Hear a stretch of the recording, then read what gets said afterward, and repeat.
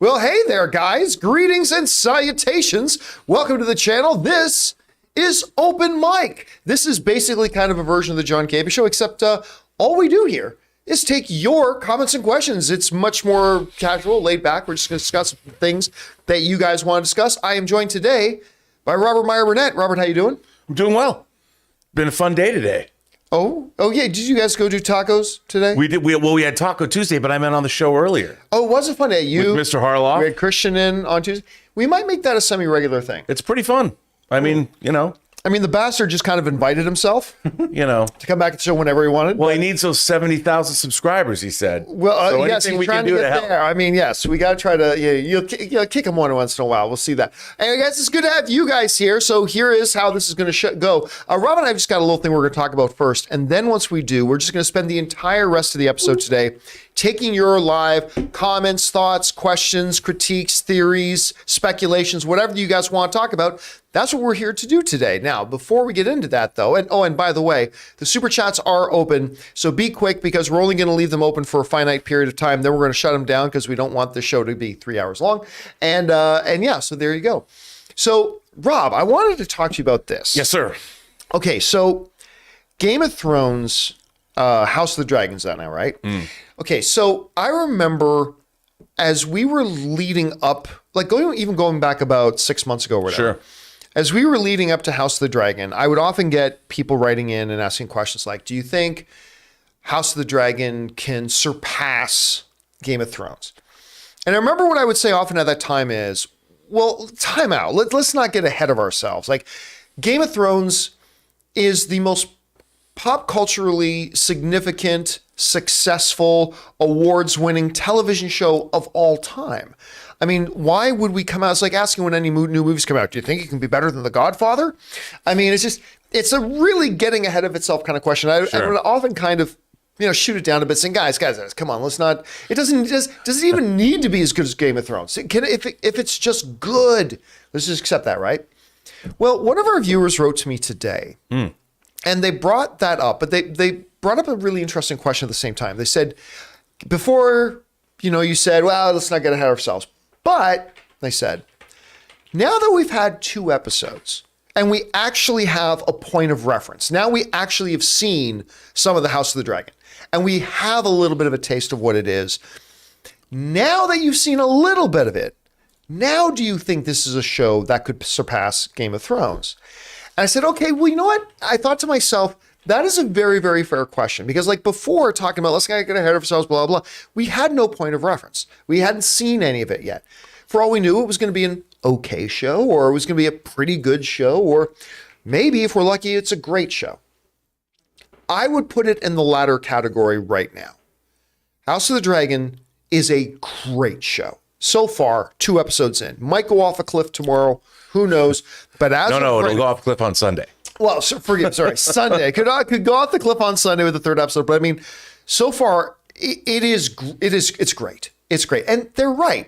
We at least now have a little bit of a point of reference. So we can at least at the bare minimum speculate a little bit about whether or not we think the potential is there in what we've seen so far, that it could be as good as or even better than Game of Thrones. So let me preface this by saying that's the question I'm answering. Could it and does it have the potential to be there? Not me saying whether it won't or whether it will. We're talking about could and potential. And 3 weeks ago, I would have found it impossible that I would say this, but I will. Yeah, I actually see the potential there because I'll tell you what, I think the first 2 episodes of House of the Dragon are far better than the first 2 episodes of Game of Thrones. I wasn't even a huge Game of Thrones fan after the first entire season. I thought it was okay. I thought it was good. You got my boy Boromir in there and stuff like that, and then they killed him off at the end of the season. I'm like, wait, what? Like, little did I know what the rest of the show had waiting for us. But I mean, if we're just talking about where it is right now and the potential that it has, it checks all the Game of Thrones boxes. It's got incredible characters. It's got fantastic performances. It's got beautiful narrative. The political intrigue is really what Game of Thrones is all based on, and that is doing it here, and it's already doing it in spades. It has the uncomfortable gratuitousness things here and there that Game of Thrones loves to sprinkle. It's got all of it. And again, I'm not saying what it's going to ultimately turn out to be, but as of the end of the second episode, I would argue right now that House of the Dragon is actually ahead of Game of Thrones after 2 episodes. Now, again, I ain't saying it's ultimately going to end up being as good as Game of Thrones, but right now it's looking to me really good. What do you think when somebody poses, can this be as good as or better than Game of Thrones?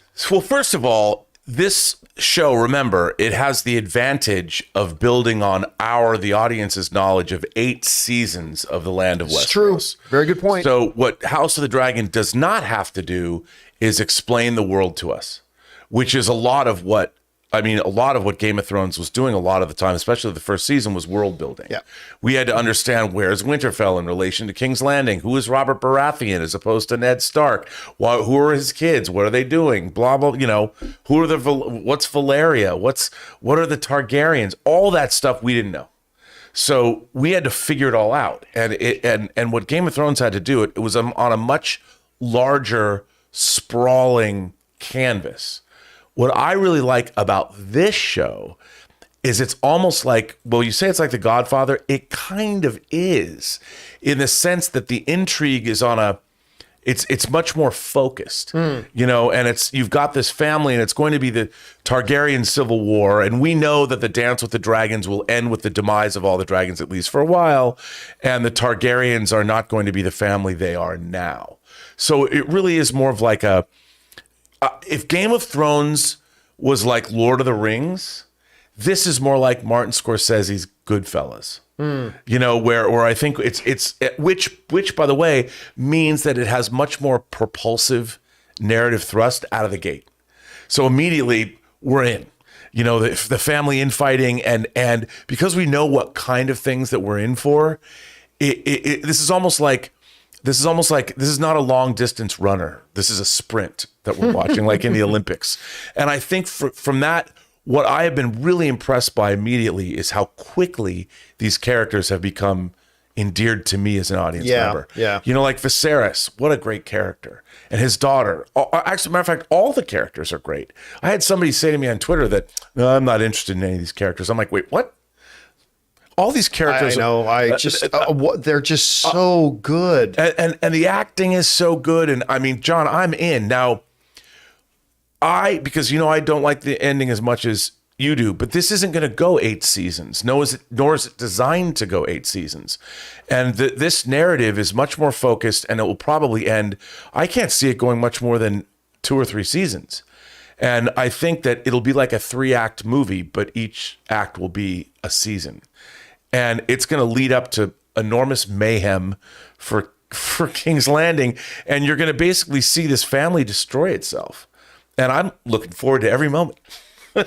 Anyway, guys, our question is for you. What do you think? Like, we've seen the first couple of episodes of House of the Dragon. Now, Grant, we are comparing 8 seasons to 2 episodes. That's why we're strictly talking in terms of potential.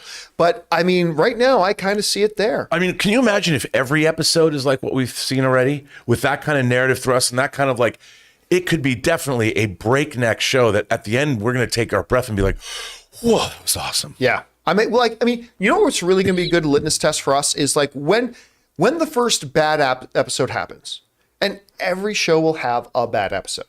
So when the first bad episode happens, how do we feel about it then? Are we already so entrenched with the show that we'll all just go, whatever, and we move on? Or will we not be all that entrenched yet and go, oh, well, that was terrible. I don't know. It'll be interesting to see when it comes. So, guys, how are you feeling about House of the Dragon so far? Jump into our comments and let us know your thoughts. All right, guys, with that down, let's get into really why we're here, which is just to hear from you guys and your points of view, thoughts, perspectives, and questions. So let's jump into it right now. So, Rob, what are people saying in the super chats there? Is it? No, it's not Norwegian. It's J Master. This past Sunday marks 2 years since we lost Chadwick Boseman.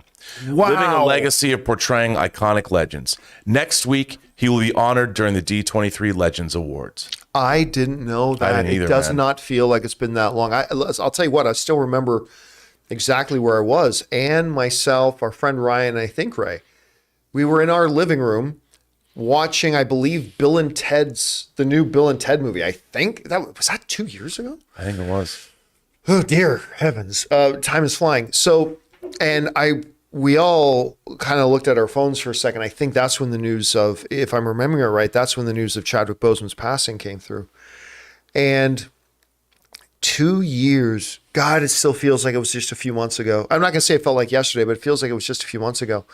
I did not know about the plans to honor Chadwick Boseman at D23, but considering this is the first D23 gathering they've had since the passing of Chadwick Boseman, it seems appropriate. Yeah. I wonder if it'll be done during that Saturday panel.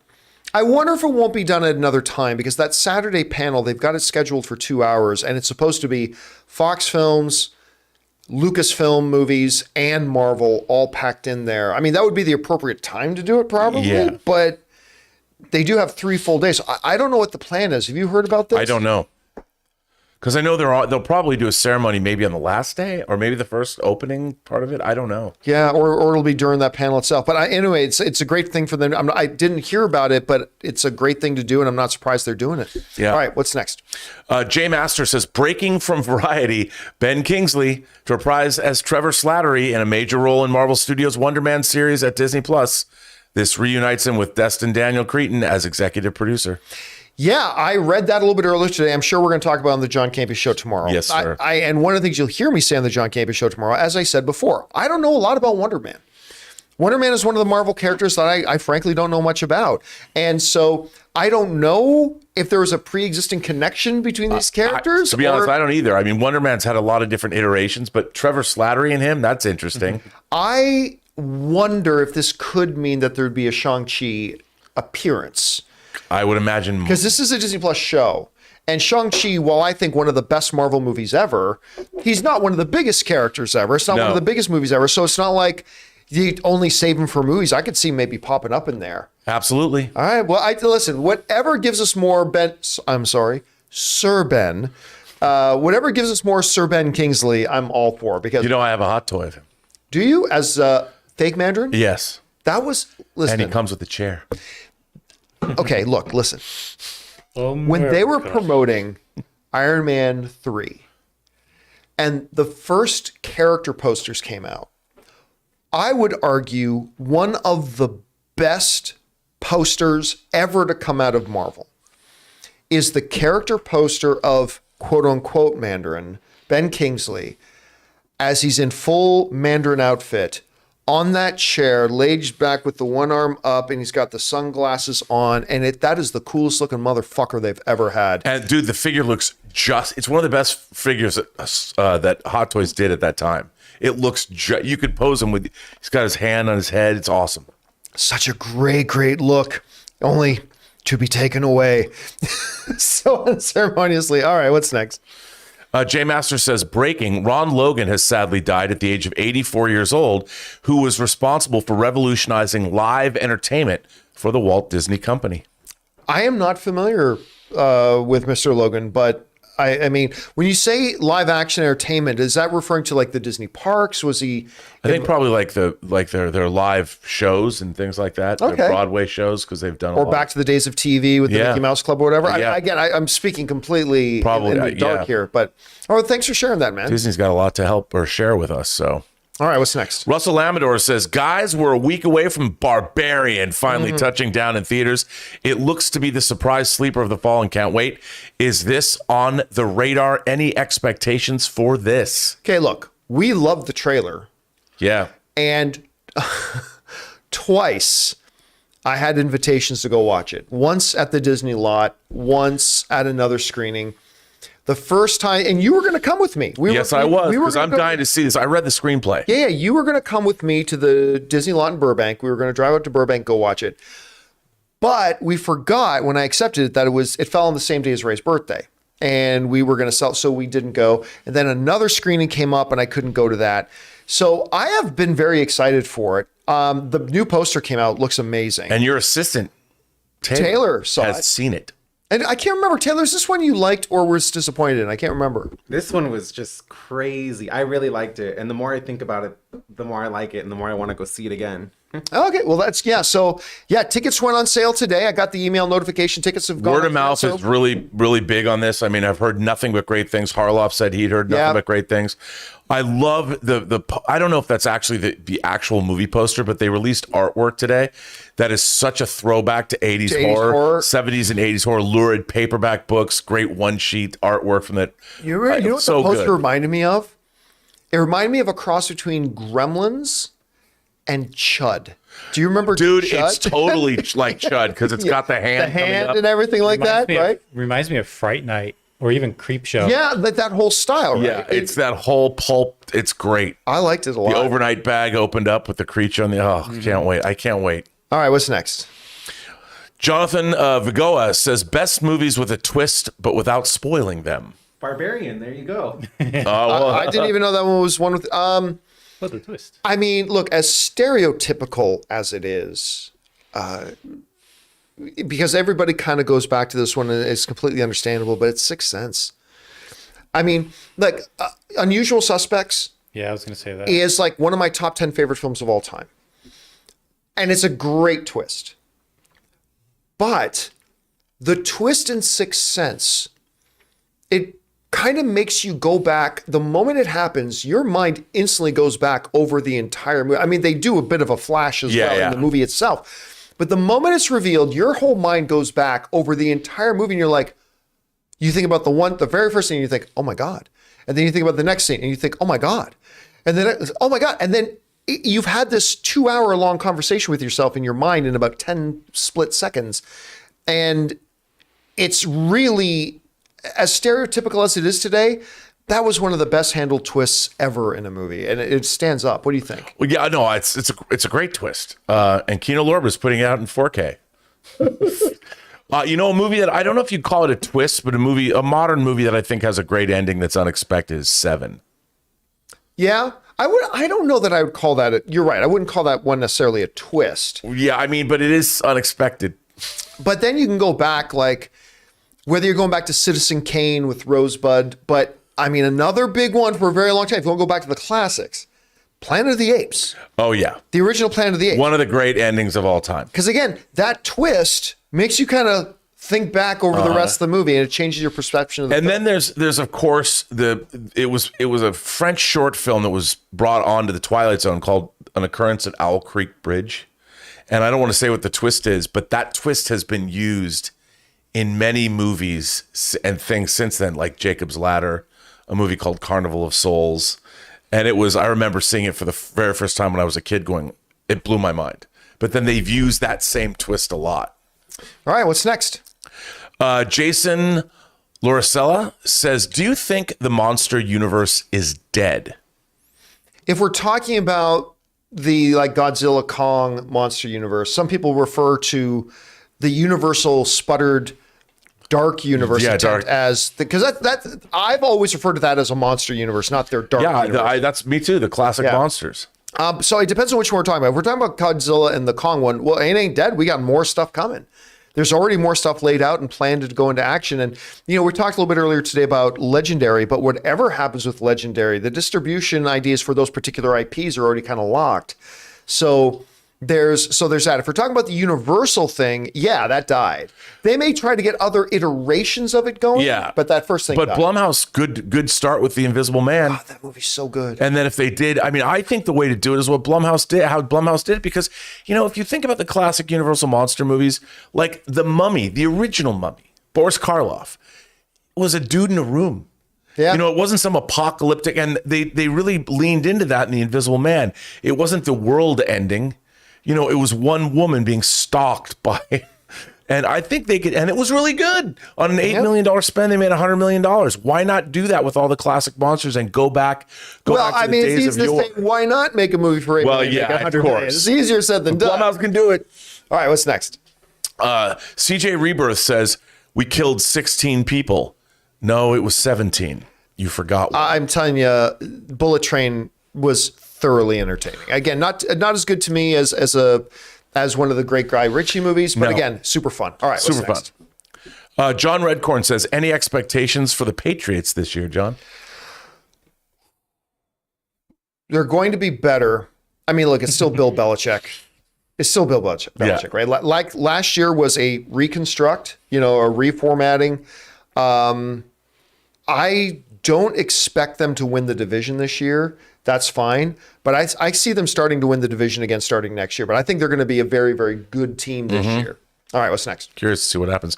John Redcorn says 3 of the last 4 Pixar films got dumped to Disney Plus, and Lightyear flopped. Bad Guys made more dollars than it. I hate what Chapek for what he has done to Pixar. Okay, the one part of that I will defend Bob Chapek about, it just makes me shiver saying that, is the conceit of Lightyear was a bad idea as far as the kind of Lightyear movie you made. It wasn't necessarily a bad idea to do a movie about Buzz Lightyear. Right. But doing a movie called Lightyear where nobody had any idea, so is this connected to Toy Story? And people had no idea what it was. That, in Bob Chapek's defense, was a movie that went into motion before he took over the company. And so while I do fault him as the head of the food chain at Disney, I fault him for all those other boneheaded decisions about taking these great Pixar movies and dumping them on Disney Plus. Yeah, all that's at his feet. But you can't blame him for what happened with Lightyear. That all got rolling when it wasn't his watch yet. Again, the Lightyear thing was just a mistake from the beginning, and it's not a bad movie. That's the thing. The first act of the movie is actually really quite great, but it kind of peters off from there. But it's just the general idea. Nobody had any idea, because when they showed us the first 20 minutes at CinemaCon, to all of us, just like we had no idea this was about any of this. No idea. And it left the audience confused. Like, is this a Toy Story movie? Is it not? Why isn't Tim Allen voicing this thing again? Like, none of that was made clear. And it was just kind of a problem. Again, I can't blame, as much as I'd love to blame it on Bob Chapek. Believe me, I would. I can't. You can't blame that on him. All right, what's next? Armada says, hey, Campea crew, hope all is well and keep on keeping on. Oh, thank you, man. I appreciate that. It's always nice when people want to write and just say something encouraging. It is Thank you, nice. dude. All right, what's next? CJ Rebirth says, another movie from my childhood I enjoy is Small Soldiers. To this day, I still want an Archer Gorgonite toy. Also, the first time I heard the War song. I listen, I always, my friends get mad when I always say it's not one of my favorites. Yeah, It's certainly memorable, but it's not one of my I favorites. think it's fun, but yeah, it's not one of my favorites either. All right, what's next? But War, what is it good for? Listen to the Frankie Goes to Hollywood version. Sam says Netflix is releasing a new show called Blockbuster, starring Randall Park and Melissa Fumero. I like the cast and the irony. What are your thoughts? Again, haven't seen a single frame of it yet, but I just saw a bunch of the stills. And it almost looks like it's done in that pseudo-documentary, The Office, Parks and Rec, Modern Family kind of style, which I'll tell you what, if it is, and I have no idea that it is because I haven't seen one promo for it yet at all, but I think that could be very interesting. All I know is this. I love Randall Park. Yeah. You put Randall Park in anything, I'll watch it. Like, whether it's this, Fresh Off the Boat, whether it's Always Be My Maybe, whether it's his iconic, very short but super legendary run on Parks and Rec, you put him into the Marvel Cinematic Universe. Randall Park can do no wrong. And he still has said what to me is the single funniest line of television in the past 10 years. The single funniest line in television in the past 10 years. I don't know if you watched, I know you're not a big sitcom guy, but he was in a show called Fresh Off the Boat. Right. And so he's an Asian American. He's running a restaurant, right? And he's got like it's a Western kind of steakhouse restaurant. And one of his employees, who's one of the guys from the league, I'm trying to remember what the guy's name is. But anyways, one of the guys from the league, he's one of his waiters. And he goes up to Randall Park and he says, hey, boss, I was kind of wondering if I want to talk to you about taking some vacation.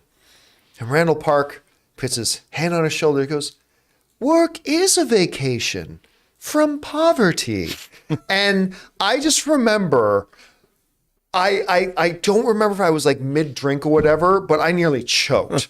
Like I started, and it was all Randall Park's delivery, and I nearly died. I just love this guy so much. So because of that, and the fact that it's Blockbuster, who ironically tried to buy Netflix at one point and failed, and now Netflix is doing a show about them, is super. I'm curious about it because in junior high, high school, and college, I worked in video stores for 8 years. But they were sort of first generation video stores, so it was before Blockbuster existed.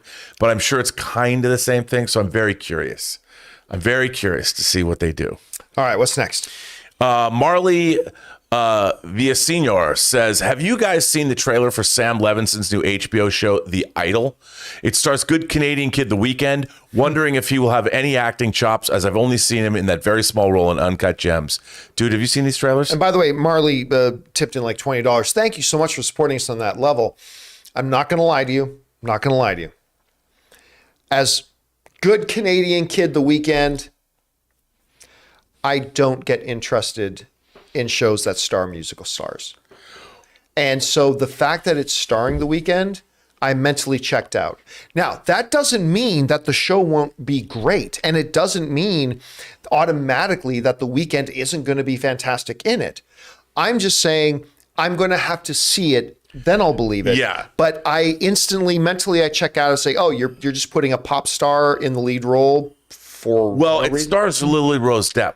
Yeah, And but it looks to me like it's like, well, you've graduated from Euphoria. Now go on to The Idol, become a social media star in LA, and live that depraved life. And I'm like, I'm in, at least for an episode. Yeah, we'll see. Like, I will give it a shot, definitely, but I'm not going to pretend, even though it's got my good Canadian kid in there, I'm not going to pretend that I'm interested. No, I can't watch Euphoria. It just makes me feel icky. Oh yeah, well, and Euphoria is I tried.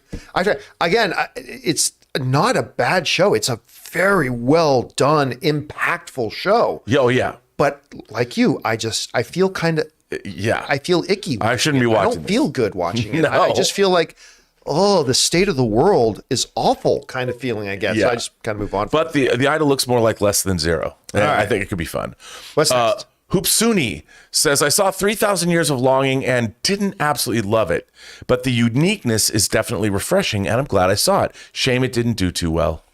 Yeah. That's a little bit of an understatement, but also not surprising. They did nothing to really push this movie. No, and it at looks all. so unique, but even Taylor didn't like it that much. Yeah, and listen, when you got a George Miller movie with Idris Elba and Tilda Swinton, and even the studio's not really getting behind it all that much, it doesn't instill a lot of confidence. And so listen, I'm still going to watch it just because I love all three of those players. Yep. But we'll see.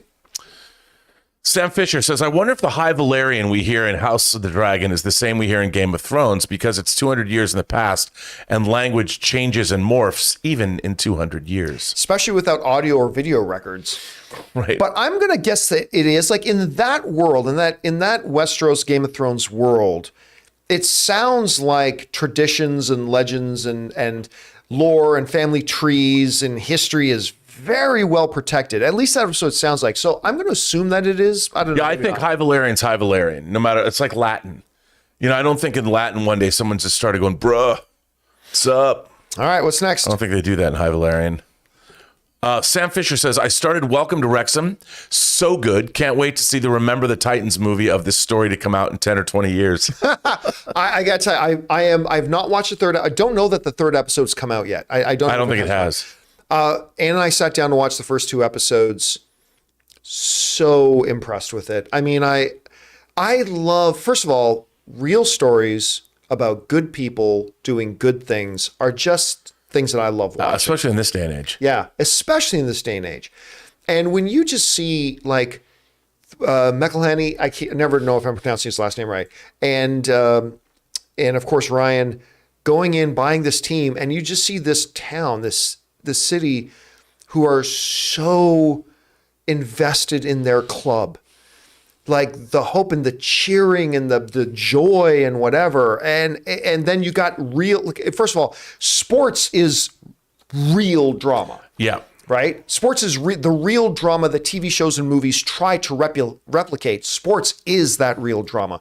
And you're watching those episodes and like, You see them playing the game that if they win, they get into the playoffs, and they've had 14 losing years in a row, blah, blah. Like the tension and whatever. And I'm not even a soccer fan. And I was like almost wanting to yell at the TV like I was watching the game live. They've done such a good job with this documentary. I cannot wait to see the rest of the run of it. I am with you. All right, what's next? Dad Jokes says, hey, John Campea crew, who in your opinion could be on your Mount Rushmore of movie score composers? Often I think James Horner and Alan Silvestri are overlooked by John Williams. Ha, ha, ha. Which top guys come to mind? Well, obviously, look, it is as stereotypical as it is, but it is what it is. The GOAT, the Bret the Hitman Hart, best there is, best there was, best there ever will be is John Williams. It's just, there's no discussion. It just ends right there. As far as that, you also got to go back and Alfred Newman, who... That's a good one. Like Alfred Newman, who like scored so much of the iconic films and the iconic sounds of the industry prior to our parents' generation. And actually was a mentor to John Williams, as a matter. And here's something funny. The conductor of the Los Angeles Philharmonic now, I think it's David Newman, who is Alfred Newman's son. John Newman now works with him, or John Williams now works with him and kind of mentors him a bit. So there's kind of a lineage thing going on there. So I think you're looking at Alfred Newman. I think you're looking at John Williams. You have to put Jerry Goldsmith on there. Jerry Goldsmith probably has to go on there. And I would, then trying to fill in a fourth spot. I mean, John Barry, who did all the Bond movies and who did things like Out of Africa, Dances with Wolves.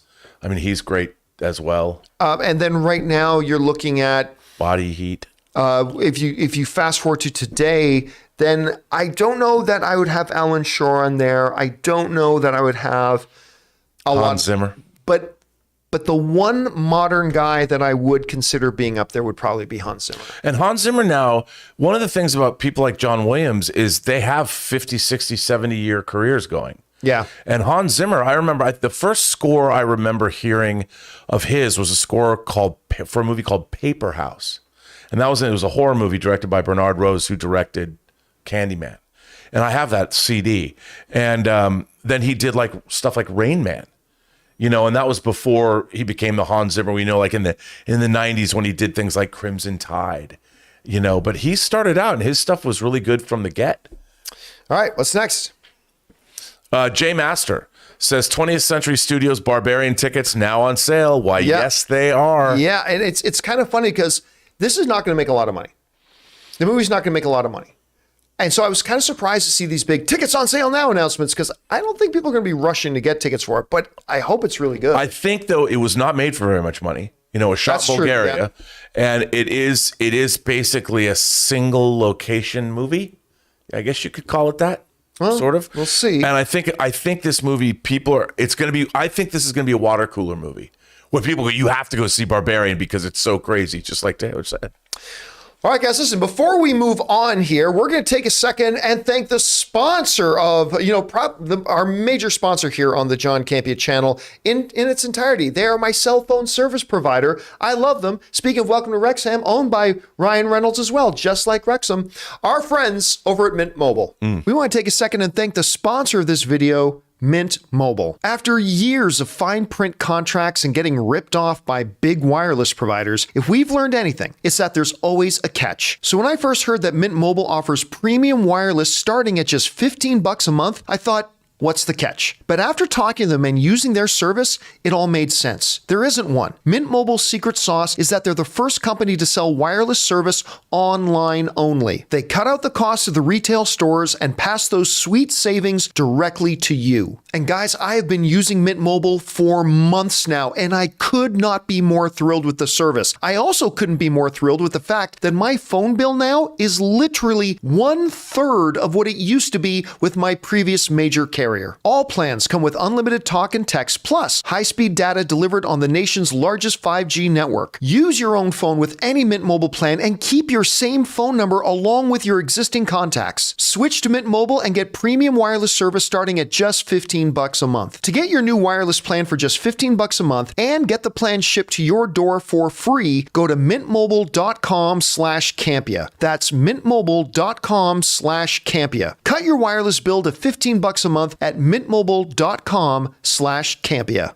And thank you to our friends at Mint Mobile for sponsoring the John Campea Show channel. All right, guys, we are now going to get back into it and hear from the rest of you. Rob, what's up? Ben Rayner says, hey guys, thanks for all the shows. Just curious if you've seen a Pinocchio international version where Pinocchio is dubbed by Paula Shore. Weird AF. Bring on the filthy. No, I don't even know. Did you mean Pauly Shore? I have not seen that. Did somebody kind of like redo it and do it as a joke? If so, I have not seen. Or is that an old Pinocchio movie that Pauly Shore? I do not know. But no, I've not seen what we're talking about. Now I'm curious. All right, what's next? Orange Hand says, YouTubers who give writing advice with an audience tend to face a lot more scrutiny when they publish a book that's bad than if they were unknown. The same with YouTube film critics who direct films. Do you think this is fair? Here's the thing. Like, you've written a book. I have written a book. I've directed a movie. It's probably you. It's probably the best book ever written, by the way. By John. Like, in the annals of history, it is the best book ever written. No, it's here's the funny thing though. Everybody is a film critic. Everybody has come out of a movie and said, I liked it, or came out of a movie and said, that movie sucked. Everybody has. But the difference is there are some people who make a living off of doing it and hopefully doing it well and going out. Now, I've got a friend of mine who has done some stuff with us. He's been on panels of mine, whatever, Chris Stuckman. He's, him and Jeremy John's probably the best, in my opinion, the best pure, because I'm not a pure film critic. I don't even consider myself a film critic at all. I'm a movie pundit. I'm not really a critic. But Jeremy and Chris are probably the two best examples, and they're very, very different from each other. They have very different approaches to film reviews. But Chris has a movie he's making. And do I think there are going to be some people that are going to be a little harder on his film because he himself has been hard on films, because that's his job. Yeah. That's what he does. Do I think there are going to be some people and some elements that are going to be harder on him because of that? Yeah, but we can't really cry that that's unfair, because while it may in and of itself in an isolated sense not be fair that some people will be giving a harder time, he's also getting huge advantages because he's been a film critic, right? Like, Chris would not be able to get this movie made. I mean, he said this on his own stuff. He would not have been able to get this movie made had he not been a film critic. And so with the pros, there comes the cons. So hopefully when his movie comes out and is available, it's on its own merits. It's just going to be a really good experience. Well, I would say Chris Stuckman's really interesting to me because, one, like you, I like his reviews, but there hasn't been anyone really in the YouTube space that's been a film pundit for very long that then transitioned over. Like, I already worked in film, before YouTube existed. But Chris, he's a guy, he's probably going to be the most high profile guy who's made that transition. And I think he's going to be scrutinized harder, for better or for worse, than anybody. And it'll be interesting to see how, and I'm pulling for him. I really hope he knocks it out of the park. Actually, there's a guy who was kind of going the same time I got started, and I have him in my movie. He's in my movie, The Anniversary, and I am now freezing on his name.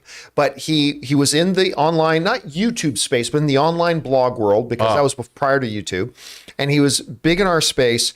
And I've had him on my show. I had him on AMC. He was in my movie, and I'm freezing on his name. But he is now like the vice president of content for Blumhouse. Oh, Ryan Turek.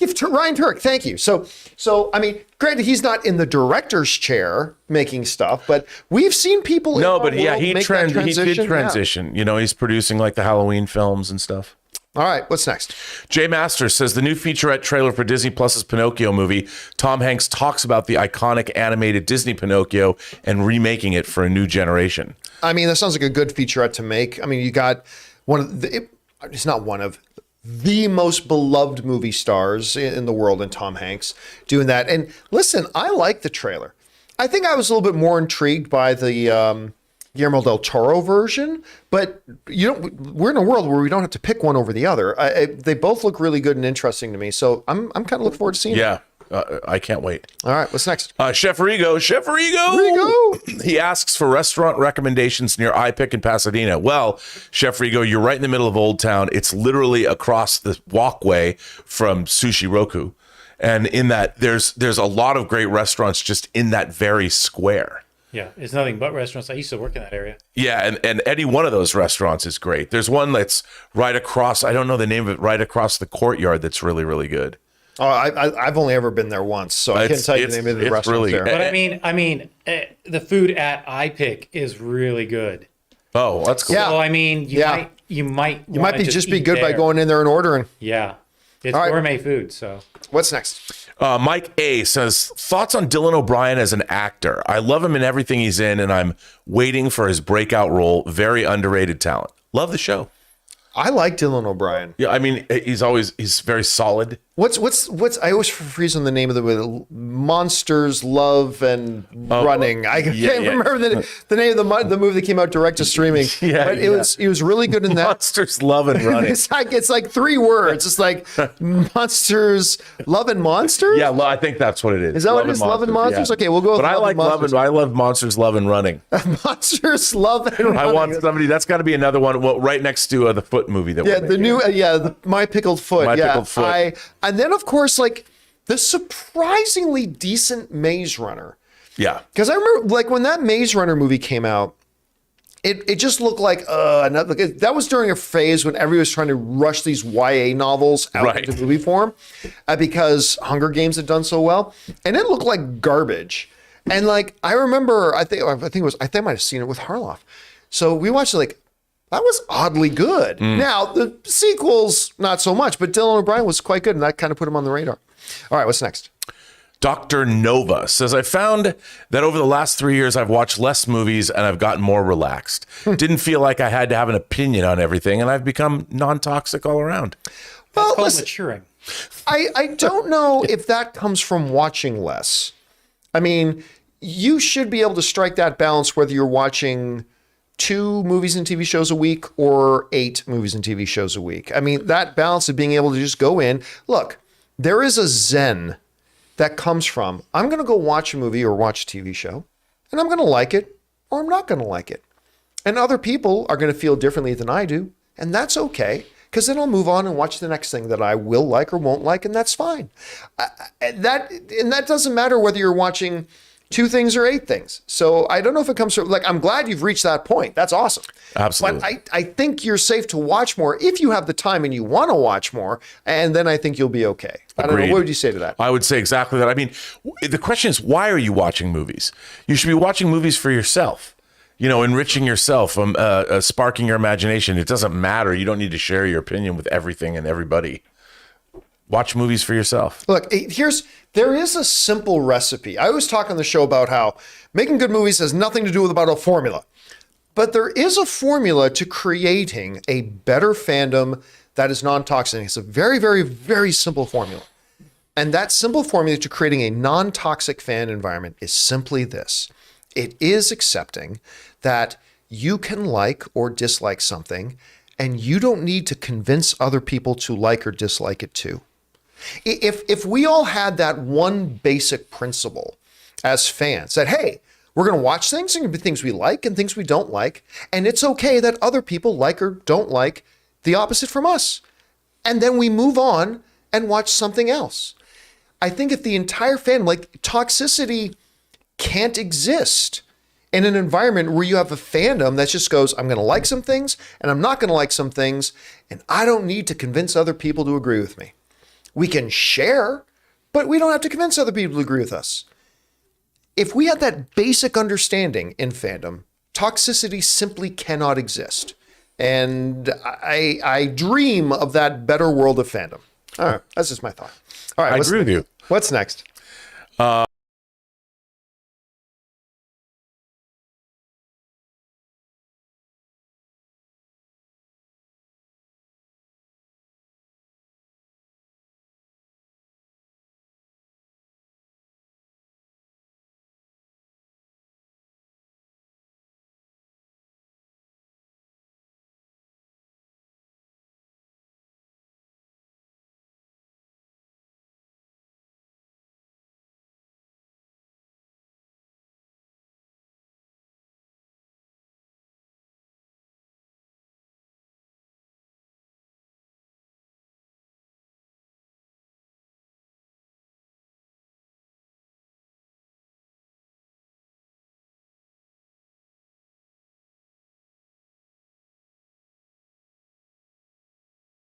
Must have hit the audio button by accident. Okay, there we go. We're back Oh on. man. Well, what I was going to say. So the question is about. Can you put the question up again in case I missed it? So Chris Retzlaff says Beverly Hills Cop 4. If Paul Reiser comes back, I'm in. Judge Reinhold, Bronson Pinchot. That song. One of my favorite things. It's such a weird throwaway thing, but in the first Beverly Hills Cop, Axel Foley's getting chewed out by his boss. Yeah. And Paul Reiser's listening in, and when they notice he's listening in, he's standing at this locker and he's like, "This is not my locker." I don't know why I've always thought that's so funny, but it's always good. The timing of it was so good. It was so good. And if any of those people show up, I mean, I don't know why they would, but if any of them show up, because Paul Reiser's back in Detroit, but if he's in, who knows what's happening in this movie? I can't wait. I hope it's good. Please be good. Please be the Top Gun Maverick of the Beverly Hills Cop franchise. All right, what's next? Mexican drug lord says, should Warner Brothers Discovery use the Batman as the start of a new cinematic universe? I know people are against the idea, but I would love for that version of the character meeting other DC superheroes. No, absolutely not. And I will tell you why for two reasons. Number one, I am so over the idea that everything has to be a cinematic universe. Yeah. Why not? Like, we've got a cinematic universe in the DC world. Right. Let Batman just be Batman. Not everything has to be a cinematic universe. Number two, this world that Matt Reeves created is completely undone if you start introducing the supernatural into it. The one of the beauties of this Batman world, much like Christopher Nolan's Batman world, Yeah. was that there is no supernatural in it. There's no superpowers. There's no aliens. It is a grounded, gritty. This is a man sick and tired of what his city has become, and will have his vengeance for, the element that took this his life or family the from next. it. Yeah, in this life I will have my vengeance. Okay, Maximus. And so the idea of, I'll be straight up honest with you, the idea of this Batman movie, which I love this Batman movie, Wonder Woman popping up in it. Honestly, it ruins the whole thing for me. I agree. Or Flash showing up. It ruins that whole idea of what they're going for in this. I don't know. How do you feel about I totally agree with you. I mean, just like the Nolan Batman movies, you can have the Bat villains, the Batman Rogues Gallery show up, but it just would change everything. Because then the question is like, well, if Batman had a problem in Gotham, why did he just call Superman to come help him? And you don't want that. Batman is a loner, and if he's part of the Justice League, it's like, hey, Diana, I need your magic lasso to interrogate a prisoner. Can you bring it over? Oh, sure, Bruce. I'll be right there. I mean, no. But that whole feel that whole feel that you have watching is like, hey, if he gets shot in the face, he's dead. If that guy does this, they die. These people do actually present. It's because this is more like our world. Yes. Than the world of Aquaman and Flash and Green Arrow or Green Lantern, I should say. 100%. And so I think it would be, for both of those reasons, that not everything needs to be cinematic universe, and the world that Matt Reeves created here is not an environment to have supernatural stuff in. I that's why I feel that 100%. way. All right. Totally agree. What's next? Lady Jennifer Snow says, would you recommend watching the Lord of the Rings movies before watching Rings of Power? Here's the thing. First of all, I would highly recommend watching the Lord of the Rings films. Yeah, because me they're too. damn good. These are some of the greatest films of all time. But having not seen Rings of Power yet, although in about 36 hours I will be watching it on a movie screen, which I'm very excited about. Having not seen Rings of Power, I can't really say whether or not it's something you can see without watching those original films. Although, let me side note something here. Last night I went down a little bit of a rabbit hole as I was doing some reading and some researching on a different topic. And, a lot of the people today are complaining that it looks like the new Rings of Power show is going to deviate in some ways from the Tolkien thing.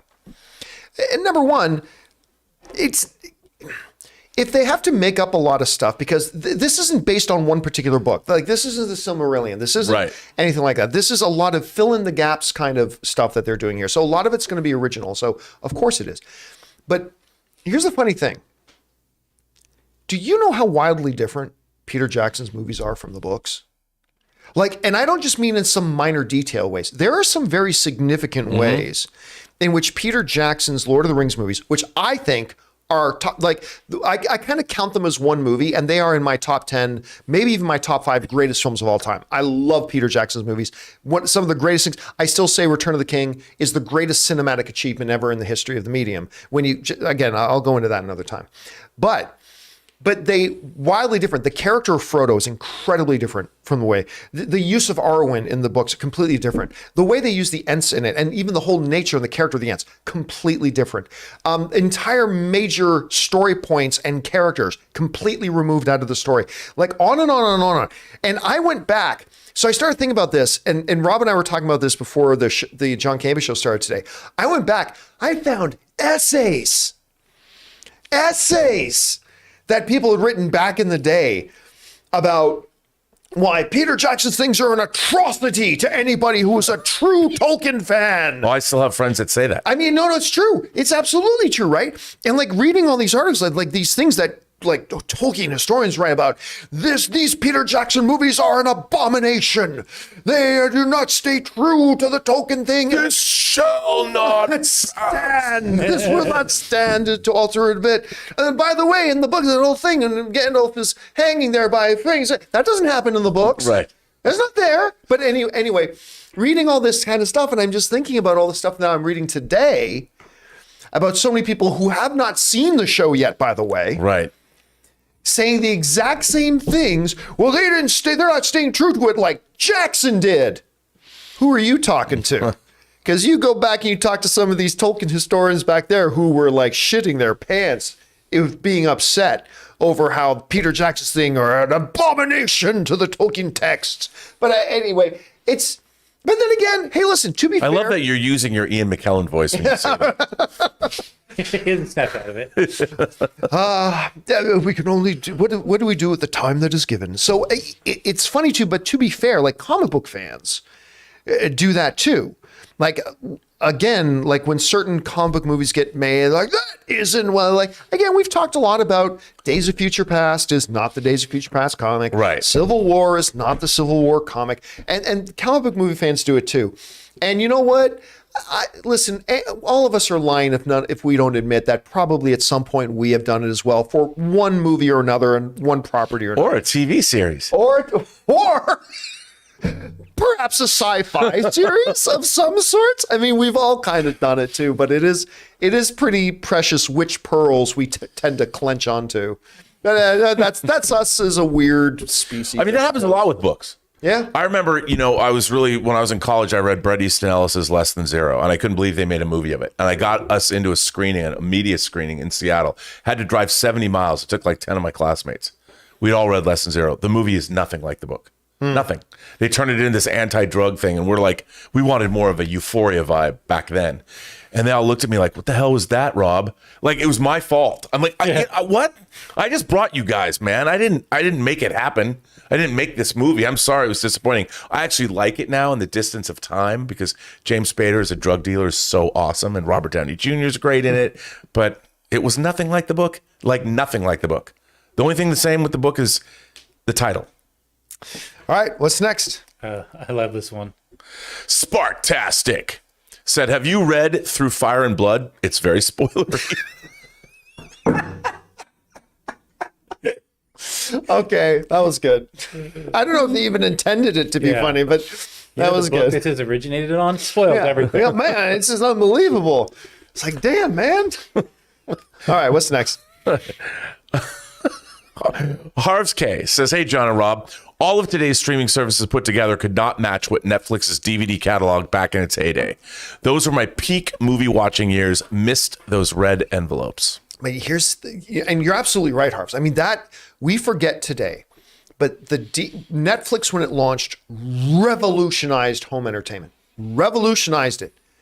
Put Blockbuster out of business, really. I mean, it started the road to putting Blockbuster out of business. Blockbuster, do you remember? In its final waning days, it was too little too late, but they tried to start their own streaming service like Netflix did, but they were way too far behind the curve. It was too little too late, and out of business they went. But I mean, they really did revolutionize the whole thing. And it's just crazy. And then they did it again when they started streaming service. And then they did it again when, as a streaming service, they started creating original content. Listen, in as much of a bad year as they've had and all that kind of stuff, we forget this is a company that has succeeded this well because they have known when to pivot. Even when it means pivoting away from what their entire core business was. Right. You know, here's the funny thing to me. You know what? This is another good example of a business that knows how to make a great decision that met with a lot of pushback, but it was the right thing to do. Look at Apple. I remember when Apple's number one selling product was it was the iPod Nano. I think that was the name of it. It was their number one selling product, and they killed it when it was still their number one selling product. Yeah. I remember when the iMac came out. Remember the blue fishbowl? Oh, yeah. Everybody? That's still one of the coolest looking computers ever. That was one of the, I mean, they knew form and function was all part of the same thing. But what was the big controversial? Do you remember what the big controversial part of the first iMac was when it came out? It was the first computer that had no floppy drive. Oh. And everybody was like, what are you doing? What are you doing? They were like, floppy drive is not where we're going to be soon. And they made the decision to take the floppy. So they were like, we might as well start pushing things along. They took the floppy drive out, and everybody's like, well, that's going to kill it. No one's going to buy that thing without a floppy drive. Guess what? Everybody bought it. And it's like this whole idea. And that's what Netflix has done. Netflix at different points has like pivoted away from what their whole core business idea was because they see the writing on the wall and they pivot. And they pivot ahead of the curve. Mm-hmm. And that's why they're here, and that's why they're as strong as they are. All right, what's next? You know, I made it to the bottom of the queue. I found the max of the queue on Netflix. No. Yeah, it was 800. Because I got to 800 and I couldn't add 801. You had 800 discs on your Netflix account? Yep, queued. And they're like, you seriously need to watch some of these. You can't add anymore. 800 was the max. Here's the funny thing about that, That's hilarious. Too. Like at the time, brilliant, revolutionary, 3 discs sent to you, keep them as long as you want, return 1, 2, or all 3 of them and have the next ones in your queue come, right? But viewing habits today, wait, we can watch 7 hours of stuff in one night now. Right. And like the idea of like, okay, yeah, I've watched all 3 discs. I've got to wait 4 days to ship this back and have the new one show. I mean, it wouldn't work with today. Nope. Where viewing habits are now. I wouldn't have gotten through 24, the series, if it wasn't for Netflix. Me too. Me too. All right, what's next? Before we get into the next one, the chat was letting me know that the part we were on mute was CJ Rebirth's question about the Anastasia animated movie. If you guys could just give your quick thoughts. Oh, well, okay, so fair enough. And remind us let's get Ray to edit out the whole part where we went on mute out of the podcast feed part of it. But just saying, it's like, that is in the era of animation at that time, that is a underappreciated little gem. It's a really good. And I think it's based on a Russian fairy tale. Yeah. And we didn't get a lot of that either. They were adapting like Hans Christian Andersen and but it like had Little Mermaid music in it, and it was a fun movie, and it was charming, and it had all that kind of stuff. All right, what's next? TJ Slabdragon sent in a super chat. Thanks, you, man. TJ Appreciate that for the CJ support. Slabdragon Watson. Anthony Peterson says, never cared for Game of Thrones because I wanted more fantasy elements from the start. So far, I'm on board with House of the Dragon because it opens with a dragon rider. It's too bad Ray's not in the room because, I mean, this was, first of all, the show was brilliant right from the beginning because it was strong without the fantasy elements. Too many fantasy films or even sci-fi films rely on that to make their shows good. When you just, like you're always saying, characters and story. That's how it started. But I remember the South Park episode. It was when Game of Thrones was like 3 or 4 seasons in. And the kids from South Park go to visit George R.R. Martin to find out when the hell are we getting dragons. Oh, the dragons are coming, kids. You just wait. The dragons are coming. It's like, yeah, but when are the dragons coming? And then they did an allegory with ordering pizza. It's like the pizza never got, oh, don't worry, the pizza's coming. It's going to be so good. Yeah, but when are the dragons coming? And that is the iconic episode when you can't talk about Game of Thrones without Ray start singing out. I'm not kidding, everybody. You cannot mention Game of Thrones in a room without Ray audibly, vocally, out loud start singing, Wiener, Wiener, Wiener. And that's the episode of South Park that it comes from. That's one of the things that really bothers me about the modern age. So many younger audiences know things because they saw them either on The Simpsons or in South Park first. True. So when you try and show them one of these great iconic works of art, they're like, oh, I get this, and then and it's the Wiener song rather than the Game of Thrones music. Yep. By the way, you know what I do find interesting about this? I want to know what audiences say 10 or 20 years from now, because they'll be able to watch House of the Dragon first, knowing that it comes first. Right. So they too will be asking themselves, because in Game of Thrones, there are no dragons because of what happens in House of the Dragons. So I wonder what that experience is going to be like, knowing that there were dragons and then there aren't, and then there will be again. All right. You know what? We're already over time, so we need to fly through these next. All right. Okay, let's keep going. Ismail Vallejo says, have y'all ever seen the 1984 Paris, Texas film directed by Wim Wenders? It's the first thing that comes to mind when I think of a perfect movie. Would you be surprised to know, John? Oh, dear. You have the Criterion. I do have the Criterion Paris, Texas. Wim Wenders is one of my favorite directors. I also have The American Friend. I have Wings of Desire. Very nice. But Paris, Texas is a brilliant film. All right, what's next? James Wheeler says, good afternoon, everyone. I'm so excited to be going to see Rogue One again in the theater tonight. I love this movie also. And with a $20 super chat. Thank you, James, for that. Yeah, again, listen, Ann and I have gone twice to go see it in IMAX. Both times, theaters completely packed. And it was such a fun experience. It was a great reminder, again, that you can watch this stuff at home if you want, but watching it in the theaters, there's nothing like it. It's fantastic, and I hope you have a good time, because it's a great movie. All right, what's next? Juan Williams, 1 of 2. Fun fact on Rhaenyra. She's been skipped over for the throne 3 times.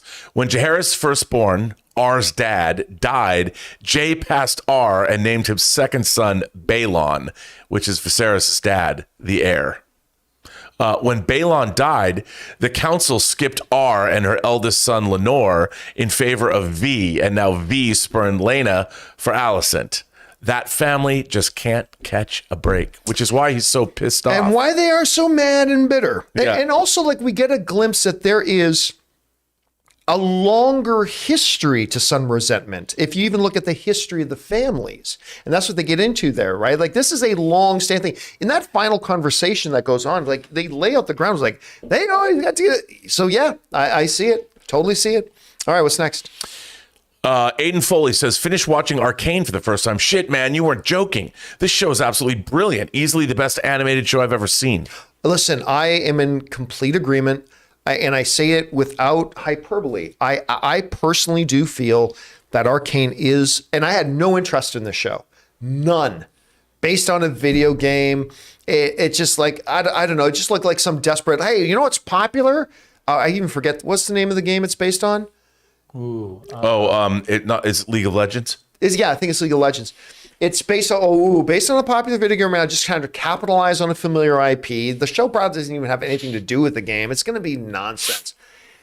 It is, in my opinion, the greatest animated show ever made. I like, and it's, again, because of characters and writing and story. That's what makes it's amazing. I love it. I'm so glad you had a chance to check it out. All right, what's next? James Hoffman says, giant freaking robot reported that a Hunt for Red October remake is in development. I love the classic. What are your thoughts on a remake? Thanks. Oh, please, no. I remember we talked a couple of years ago. There was movement a few years ago about them trying to some development on a Hunt for Red October remake. I don't know that I buy the report. Whether it does or does not come through to pass. Listen, I am all for remakes, because if remakes are good, yay, we have a new good movie to celebrate. If remakes are bad, whatever, we still have the original. So that's fine with me. I don't think it's going to happen, though. But I don't know. What do you think? What a waste of time. Probably will happen. It'll make it a context? 10-part streaming series. Yeah. But what if it's good? Well, if it was a 10-part streaming series, I'd be like, cool. Because they could really delve into the more nitty-gritty of the book. All right, what's next? Dangerous Lee says, Rob, Captain America Stealth Suit 2.0 Hot Toys is sweet.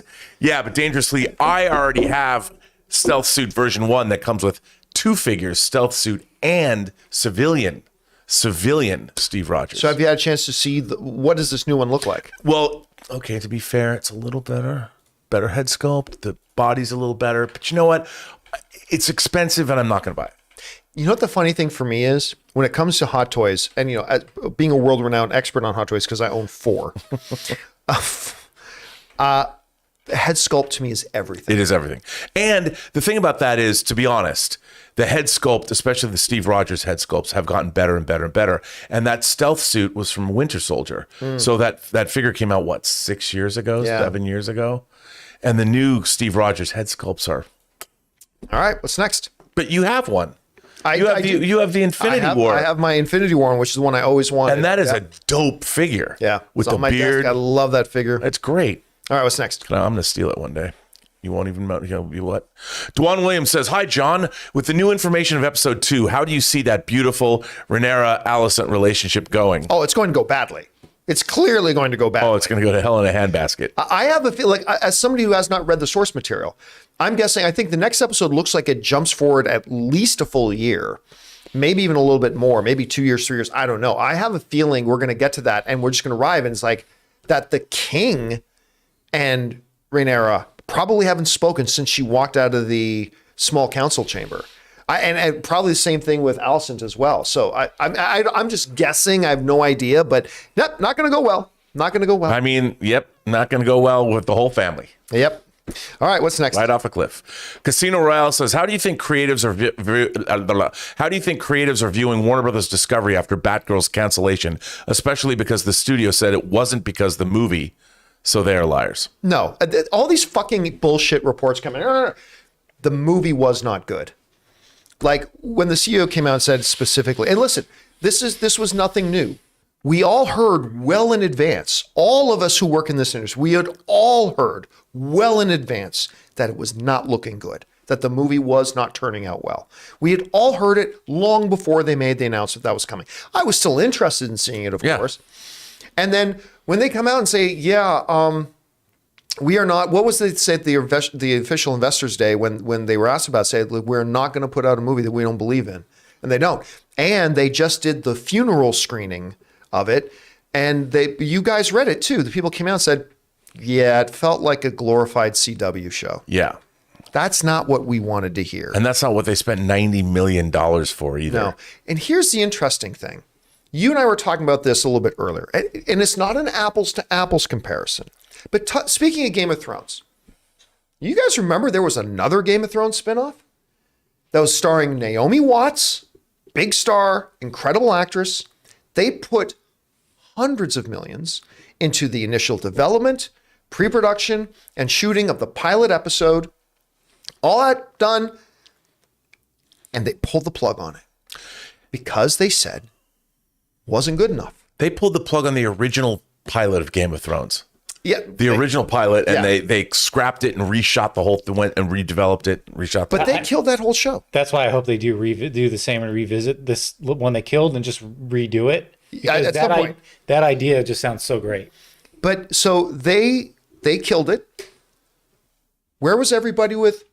But the directors, they deserve to have it seen.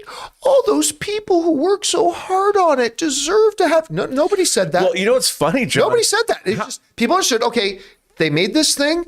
They probably in the all the initial development, it was meant to be this big series, and they make this thing, and they pull the plug on it, and nobody said anything about it because we all knew. Well, that's the business. They made something that wasn't up to par. And so they pulled the plug on it. You know what I think? No different with Batgirl. A lot of generations don't understand that half the television shows that used to get made, they shot pilots. Dozens of shows. They shot pilots, they cast everybody, they made contracts, and they were never picked up to series. Yep. And that was mostly when they were network shows. That's how they would do it. Anybody who's a fan of understands in Pulp Fiction when Uma Thurman's talking about being in a pilot, Fox Force 5 or whatever. Yeah. It didn't get picked up. That's what they would do. Dozens of TV shows got made and never went anywhere. So you got to forgive me, but I cannot help but laugh when I hear some people going, "Oh my God, like creatives." Yeah, Matt Reeves just signed a long-term deal with Warner Brothers because creatives are so worried.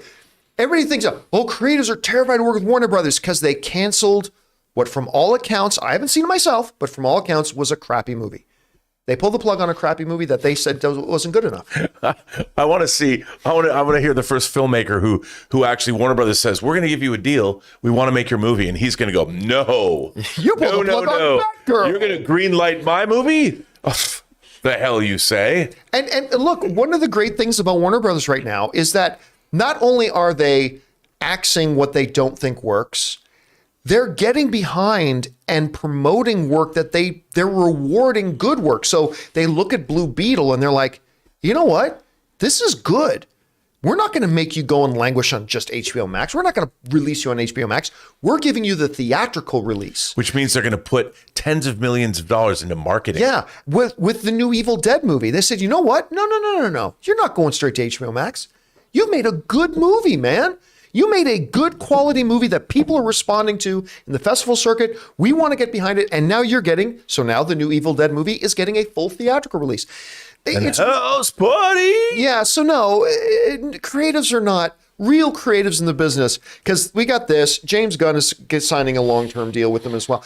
Creatives are not looking at HBO and going, well, you guys canceled Batgirl. Nobody's saying that. Nobody in the industry is really saying that. Nope. Anyway. All right. What's next? CJ Rebirth says, excited to be going to day one of D23 next Friday. Yeah, it's coming. Very excited for it. All right, what's next? N8V Pride 616 says, John, watch Better Call Saul, best show this year. I mean, I've watched the first couple of seasons and I really like it. I've just never been, lost track of it once like new seasons came out and I never got caught up. And I'm not going to lie to you. I'm not watching it anytime soon because there's so much current stuff that I am still behind on and upcoming stuff that I need to keep up to date on. I don't know when I'm going to get a chance to get caught up on Better Call Saul. And I want to. I'm waiting to get the entire season on Blu-ray and I'm going to binge the whole thing. Of course you are. Just like I do with Breaking Bad. All right, what's next? Casino Royale said, I meant they said because it wasn't because the movie was bad. No, it was because the movie was bad. Yeah, they weren't lying. All right, what's next? Jesse Rod says, hey, Rob and John, when do you think we will see more Lannister and Starks in the show? Bring on the filthy, guys. Well, I read on the cast list somebody is so-and-so Lannister, but they're not the dominant houses here. So we are going to see, they are still the Wardens of the North, so we're going to see Starks. We already saw the Stark. Yeah, we already saw the head of House Stark bending the knee to Rhaenyra. We're going to see Lannisters, but they aren't the main players. So I don't think we should ever prep for them to become like super main players in the show. No, I don't think, and that's part of the changes. Look at the way our world works. The dominant powers are not the dominant powers all the time. Shifting power structure all the time. All right, what's next?